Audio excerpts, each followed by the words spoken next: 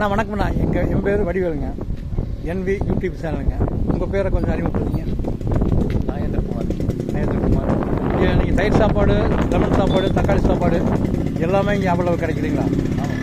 எல்லாமே ரேட்டு ரொம்ப சீப்பாக இருக்குது இல்லைங்களா? 40 ரூபா. $40. வீட் ரைஸ் மத்தியானம் போடுவீங்க 70 ரூபா சாப்பாடுங்க. ஆனால் வெளியே சாப்பாடு இங்கே கொஞ்சம் சாப்பாடு நல்லா டேஸ்ட்டாக இருக்குதுங்க.